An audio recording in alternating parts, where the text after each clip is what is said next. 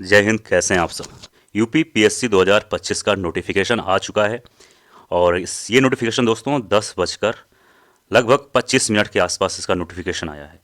और यह video important दोस्तों, लास्ट तक देखोगे। मैं बहुत कुछ आपको इसके बारे में बताने वाला हूँ। अगर 2025 का एग्ज़ाम देने वाले हैं आप यूपी पीसीएस, तो ये वीडियो आपके लिए है। पहली चीज़ तो एक चीज़ ये जान लो आप लोग कि यह नोटिफिकेशन यानी कि आज से फॉर्म भरना स्टार्ट हो जाएगा। लिखा है एप्लीकेशन बिगिन। लास्ट डेट है फॉर अप्लाई है 24 मार्च, ठीक है। और यहाँ पर तीसरा पॉइंट देखो कि पे एग्ज़ाम फीस लास्ट डेट, यानी 24 मार्च तक आप फीस का पैसा जमा कर सकते हैं। और अगर कुछ भी चीज़ इसमें मान लेते हैं, कुछ गलती हो जाता है फॉर्म में कुछ भी भरने में, तो उसका जो करेक्शन का लास्ट डेट है वो है 2 अप्रैल। अब यहाँ पहली चीज़ तो आप ये जानो कि आपके पास 1 महीने है, टोटल 1 मंथ है आपको फॉर्म भरने के लिए। अब 1 मंथ है तो भाई साहब एक गलती ये मत करना कि आप 1 महीने बाद ही भरना।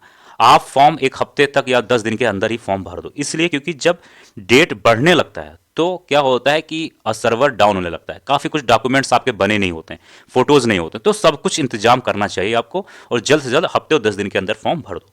ये हो गई बात। दूसरी बात यहाँ पर है कि जनरल ओबीसी के लिए 125 रुपया है, एसटी एससी के लिए 65 रुपया है, और पीएच कैंडिडेट के लिए 25 रुपया। फीस काफ़ी कम है, इसमें कोई ज़्यादा है नहीं।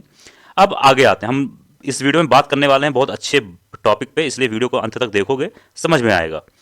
एक और पॉइंट पे बात करें, जैसा पता है मिनिमम एज 21 साल होना चाहिए और मैक्सिमम एज 40। अब मिनिमम एज 21 के लिए आपको 1 जुलाई 2025 तक आपका एज 21 साल होना चाहिए। ये चीज़ आपको मालूम होना चाहिए, ठीक है। अब पोस्ट जान लेते हैं, क्या क्या पोस्ट है, कैसे पोस्ट है।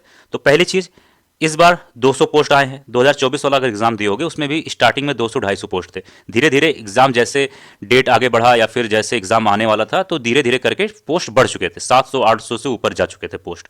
सेम चीज़ यहाँ पर 200 पोस्ट कहा गया, और साफ साफ नोटिफिकेशन में भी कहा गया था कि जैसे जैसे एग्जाम का डेट आएगा, जैसे जैसे रिक्वायरमेंट होगी, नीड होगा, पोस्ट बढ़ जाएंगे। तो ये मान के चलिए कम से कम 400-500 पोस्ट के आसपास रहेगा इस बार। लेकिन आपको 400-500 पोस्ट मान के तैयारी नहीं करना है, आपको 200 या 250 पोस्ट मान के तैयारी करना है। यही आपका लक्ष्य होना चाहिए।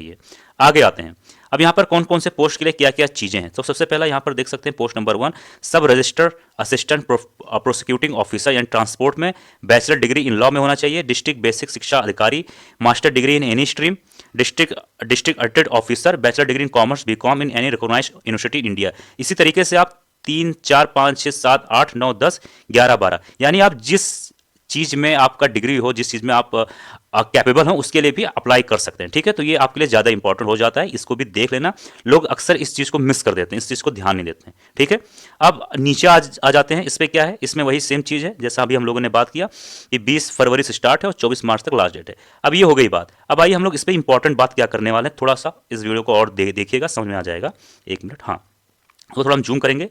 अब यहाँ पर देखने वाली बात यह है कि 20 फरवरी से फॉर्म स्टार्ट होगा और 10 अक्टूबर तक आपका पेपर होगा 2025। अब एक चीज़ ये ध्यान देना कि 20 फरवरी को पेपर, मतलब माफ़ करिए, एग्ज़ाम का फॉर्म भरा जाएगा, ठीक। तो 8 दिन बचता है इधर फरवरी में, और 10 अक्टूबर को पेपर है, तो 8 दिन मान लेते हैं अक्टूबर में, यानी कि 16 दिन आपका इधर हो गया।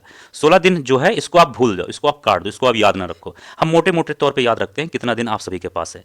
मार्च है, ठीक है, अप्रैल है, मई है, जून है, जुलाई है, अगस्त है और सितंबर है। यानी कि हम बात करें 1, 2, 3, 4, 5, 6, 7, 7 महीने। 7 यानी कि 30 को अगर 7 से मल्टीप्लाई करेंगे तो 7 से 21 यानी कि 210 दिन। इसको हम मोटे मोटे 200 दिन मान के चलते हैं। हमने आपका लगभग 1 महीने के आसपास कम कर दिया जानबूझ के, कि हो सकता है 1 महीने में आप कहीं बीमार हो, कहीं घूमने जाएं, कहीं टहलने जाए।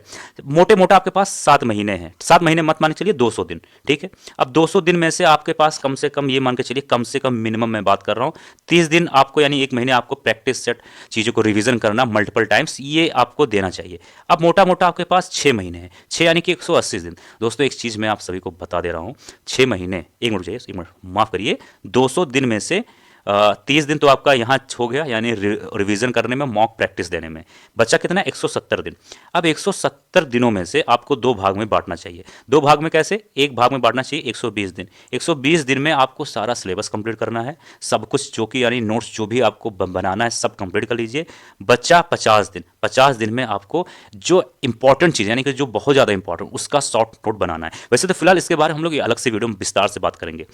तो आपके पास लगभग 200 दिन है, ये मान के चलिए। 200 दिन दोस्तों, अगर आप एग्ज़ाम की तैयारी ज़ीरो से स्टार्ट करने वाले, यानी कि आपको नॉलेज है, आपने पढ़ा है, तैयारी किया है, लेकिन आप नए फॉर्म में तैयारी करना चाहते हैं, यानी कि अब नए जोश से तैयारी करना चाहते हैं। मैं विश्वास दिलाता हूँ, 200 दिन दोस्तों बहुत होता है। 200 दिन दोस्तों इनफ होता है। यहाँ यूपीएससी का एग्ज़ाम 200 दिन में हो जाता है। तो यूपी पीएससी से फिलहाल यूपी पीएससी और यूपीएससी लगभग एक ही जैसा है।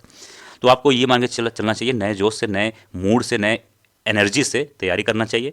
और आर ओ का भी पेपर आप सभी को पता है अप्रैल में होने वाला था, जो कि वो भी टल चुका है। यानी कि एक आध महीने के आस पास में दोनों पेपर हो जाएगा, 2 महीने के आसपास मुश्किल से मान लीजिए। और सिलेबस 70 से 80 90% एक ही है। तो आपको दोनों एग्जाम की तैयारी करना चाहिए और लग जाना चाहिए, भिड़ जाना चाहिए। कोई इन्फॉर्मेशन होगा मैं जरूर बताऊंगा। मिलते हैं किसी और वीडियो में। जय हिंद, जय भारत।